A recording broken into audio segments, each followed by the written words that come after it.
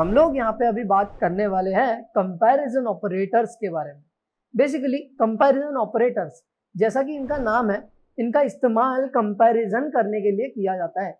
जैसे for example अगर आप लोग देखना चाहते हो कि कोई वैल्यू किसी और वैल्यू से बड़ी है या छोटी है, इक्वल है, अनइक्वल है, मतलब नॉट इक्वल, तो आप लोग यहाँ पर कंपैरिजन ऑपरेटर्स का इस्तेमाल जो है वो कर सकते हो, राइट। तो जब भी हमें ऐसी जरूरत पड़ती है कंपैरिजन वगैरह करने की, तो comparison operators are there for अस।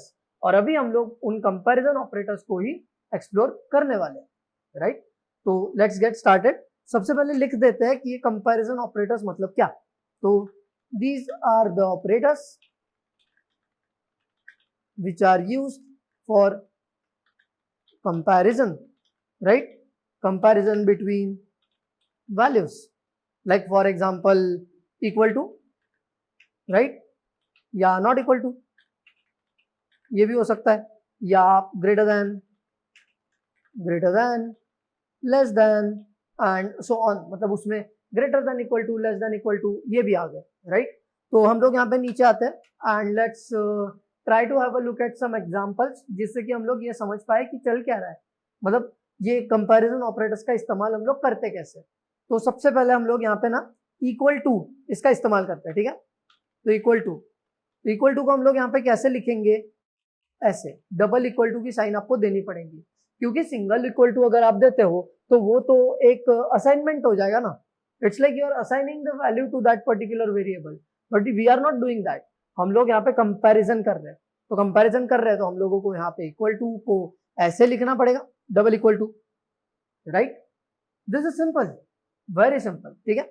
इसका एक एग्जाम्पल भी ले लेते हैं हम लोग। देखो फॉर एग्जाम्पल यहाँ पे हम लोग लिख देते हैं, एक वेरिएबल मैं बनाऊंगा num1, let's take it as 4, और दूसरा मैं वेरिएबल बनाऊंगा num2, let's take it as 9। After this हमें करना है print, make sure you spell it right. तो हम लोग यहाँ पे प्रिंट करेंगे, हम लोग प्रिंट करेंगे कि क्या num1 is equal to num2। मतलब ऐसा समझ लो कि हम लोग यहाँ पे सवाल पूछ रहे हैं कि क्या num1 और num2 इक्वल है, ऐसा हमने सवाल पूछ लिया। तो जवाब में क्या मिलेगा, हाँ या ना, मतलब ट्रू या फॉल्स, राइट। तो हम लोगों को यहाँ पर इस केस में क्या मिलेगा, इस केस में हमको फॉल्स मिलेगा, right, because 4 and 9 are not equal, that's it, right. So let's bring in the terminal और चेक करते हैं इसका आउटपुट क्या है। तो इसको रन करते हैं, पाइथन स्पेस प्रोग्राम का नाम जो कि है operators dot P Y, and आप लोग देख सकते हो we are getting the output as false, क्योंकि ये फॉल्स ही है, right, because the 4 and 9 are not equal, right. तो ये चीज फॉल्स है, सिंपल है। तो हम लोग मान लो एक ऐसा सवाल पूछ रहे हैं यहाँ पे कि क्या num1 is equal to num2, वो जवाब देगा हाँ में या ना में, राइट। तो in case if the num2 is also 4 and the num1 is also 4, अब हम लोग जान सकते हैं कि जो आउटपुट है वो ट्रू आने वाला है, दैट्स इट, है ना, सिंपल। तो ऐसे आपको ये बूलियन वैल्यू यहाँ पर मिलती है इन रिटर्न, मतलब जैसे आप लोग समझ सकते हो सवाल ही पूछ रहे हैं ना हम लोग, तो जवाब हाँ या ना में मतलब ट्रू या फॉल्स में ही मिलने वाला है, इट्स दैट सिंपल, राइट। तो ये हम लोग इक्वल टू देख चुके हैं। अब इसका इस्तेमाल अक्सर आप लोग डिसीजन मेकिंग में वगैरह होता हुआ देखोगे। अभी ये इसको इंडिविजुअली आप लोग समझ लो, बाद में जब इनका इस्तेमाल करने का टाइम आएगा तो आपको इसका भी आइडिया आ जाएगा, मतलब कंप्लीट आइडिया आ जाएगा कि यार हाँ इस चीज को मैं यहाँ पर ऐसे इस्तेमाल कर सकता हूँ, right. But for the time being just understand कि यहाँ पर हमारे पास में ना ऐसा कोई ऑपरेटर है जो हमारी मदद करता है ये ढूंढने में कि क्या ये वैल्यू और दूसरी वैल्यू जो है, क्या दोनों वैल्यू जो है वो इक्वल है, ये हमारे ढूंढने में मदद करता है, and that's very interesting, right. चलते हैं अगले की तरफ बढ़ते हैं। इक्वल टू देख लिया, अब क्या है not equal to, right. Not equal to को कैसे लिखेंगे हम लोग, नॉट इक्वल टू लिखने के लिए आपको पहले देना है एक्सक्लेमेशन मार्क, उसके बाद में देना है एक इक्वल टू का साइन, दैट्स इट। इसको थोड़ा फॉलो कर लो, एक बार जब आप इसको यूज करने लग जाओगे ना, once you use it frequently, आपको बिल्कुल भी ध्यान में रखने की जरूरत नहीं पड़ेगी, राइट। बहुत सिंपल सी चीज है। अब हम लोग क्या ढूंढ रहे हैं, not equal to. Not equal to का मतलब क्या है कि क्या दो वैल्यू इक्वल नहीं है, इसका भी जवाब हाँ या ना में मिलेगा, राइट। तो लेट्स से यहाँ पर मैं क्या करता हूँ, let's make some changes over here. मैं अगेन यहाँ पे 9 लिख देता हूँ, इसको मैं रेप्लिकेट करूंगा, ठीक है, let's replicate it and get it down, fine.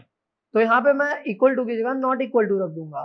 तो अब मैं क्या पूछ रहा हूँ कि क्या num1 और num2 इक्वल नहीं है, right. Again let me speak it again, क्या num1 और num2 इक्वल नहीं है, तो इसका जवाब क्या मिलेगा, हाँ में या ना में, राइट। तो क्या 4 और 9 इक्वल नहीं है, तो उसका जवाब है हाँ, राइट। तो we will be getting true as an output over here. तो यहाँ पे हम लोग करेंगे इसको रन। वैसे बेसिकली मैं इसको कमेंट कर देता हूँ क्योंकि इसका काम हो चुका है, तो इसको हम लोग रन करते हैं वापस प्रोग्राम को। So we are getting the true output which is simple, right. काफी आसान चीज है ना ये। हम लोगों ने बस इधर भी सवाल पूछ लिया कि क्या num1 और num2 सेम नहीं है, तो उसने बोला हाँ नहीं है, सेम नहीं है, right. It's like that. But अगर ये सेम होते तो यहाँ पे हमें आंसर मिलता false, right. Have a look, we are getting false over here, it's very simple.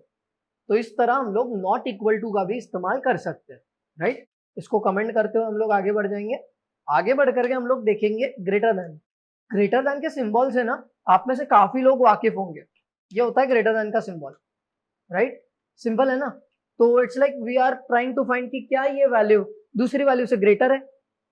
इसका जवाब कैसे मिलेगा, हाँ में या ना में, दैट्स इट, राइट। सिंपल है, ट्राई करके देखते हैं। ओके, इसी को रेप्लिकेट करेंगे, नीचे लेके आएंगे, कमेंट से निकाल देंगे, फाइन।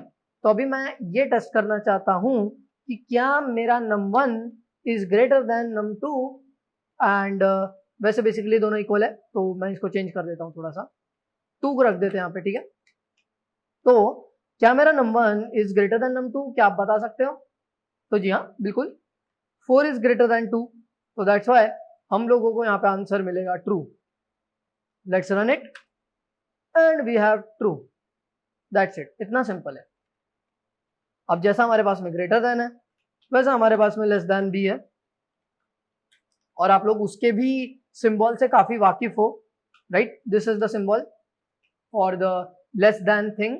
मैं डायरेक्ट अभी इसको लूंगा, ठीक है, नीचे लेके आते हैं इसको, फाइन। तो यहाँ पे हम लोग ग्रेटर देन की जगह लेस देन रख देंगे। तो अभी हम लोग यहाँ पे ये ढूंढना चाहते हैं कि क्या मेरा num1 is less then num2, तो क्योंकि num1 में 4 है and 4 is not less than 2, तो हमें यहाँ पे आंसर मिलेगा फॉल्स, राइट। इसको कमेंट कर देते हैं and let's check the output now and we are getting false. तो जैसा हमारे पास में लेस देन है, जैसा हमारे पास में ग्रेटर देन है, वैसे ही हमारे पास में यहाँ पर होता है ग्रेटर देन और equal to and less than और इक्वल टू, राइट। जिसमें बेसिकली यहाँ पर क्या हो रहा है, यहाँ पर लेस देन मतलब लेस देन, वहां पर क्या हो गया लेस देन इक्वल टू, मतलब क्या है लेस देन भी चलता है इक्वल टू भी चलता है, ऐसा वाला खेल हो जाता है वो, ठीक है। तो देख लेते हैं, यहाँ पर हम लोग पहले ग्रेटर देन को कंसीडर कर लेते हैं, ग्रेटर देन और इक्वल टू, ठीक है, फाइन। तो इसको करेंगे रेप्लिकेट, लेके आएंगे नीचे थोड़ा ऊपर, फाइन। तो अभी मैं क्या करूंगा, यहाँ पर ग्रेटर देन और इक्वल टू की साइन को लिख दूंगा, इसको ऐसे लिखते हैं, राइट। मोस्ट प्रोबेबली आप इस सिंबल से भी वाकिफ होंगे, राइट, ग्रेटर देन और equal to, that's it, this is the symbol, simple है ना। तो अभी हम लोग क्या चेक कर रहे हैं, जो num1 है वो ग्रेटर देन और इक्वल टू है क्या num2 से, ये हम लोग चेक कर रहे हैं। तो num1 में है 4 और num2 में है 2 एंड 4 इज ग्रेटर देन 2, तो that's why we will get an output as true. तो इसे रन करते हैं हम लोग, बट पहले मैं इसको कमेंट कर दूंगा and let's clear the terminal as well, okay. And फिर से रन करते हैं and we are getting the output as true. क्यों, क्योंकि यहाँ पे 4 है और यहाँ पे 2 है and 4 is greater than 2, that's it.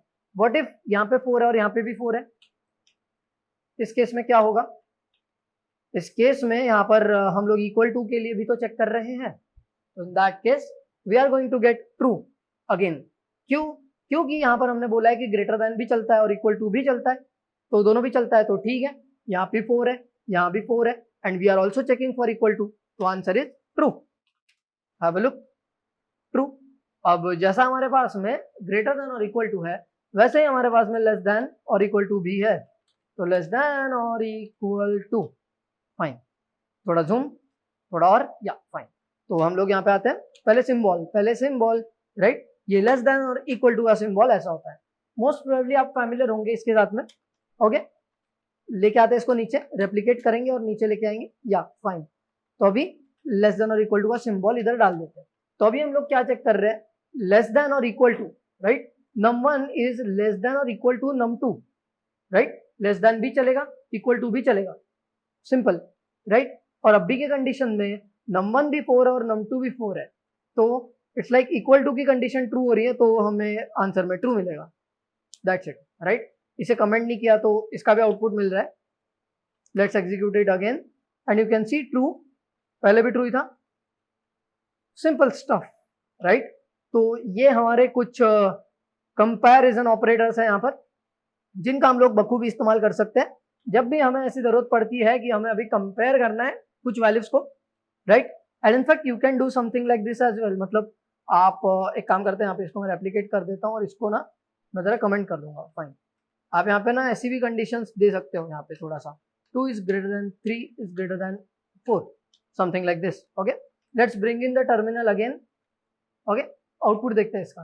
तो ऐसी कंपैरिजंस के लिए हम लोगों को यहाँ पे आउटपुट में क्या मिलेगा, तो we'll be getting the output as false, why, because 2 is not greater than 3 and 3 is not greater than 4, it's like that, right। but let's say कि हमको यहाँ पे मिलता है 2 is less than 5 is greater than 3, ऐसा अगर हम लोग करते हैं, ठीक है। 2 is less than 5 and like 5 is greater than 3, so it's like we'll getting true, right, we'll get true as an output, right। तो ऐसे भी आप लोग यहाँ पे कंपैरिजंस जो है वो कर सकते हो बड़ी आसानी के साथ में, राइट। तो कंपैरिजन ऑपरेटर्स का इस्तेमाल हम लोग काफी करेंगे, तब करेंगे जब जब हम लोगों को जरूरत पड़ेगी। एंड आप लोग भी थोड़ी बहुत प्रैक्टिस करो, इन कंपैरिजन ऑपरेटर्स को समझने का ट्राई करो एट एन इंडिविजुअल लेवल, और तब भी जब हम लोग इनका इस्तेमाल करेंगे with some other components, right. तो हम लोग अभी के लिए आगे बढ़ते हैं and let's explore the more operators.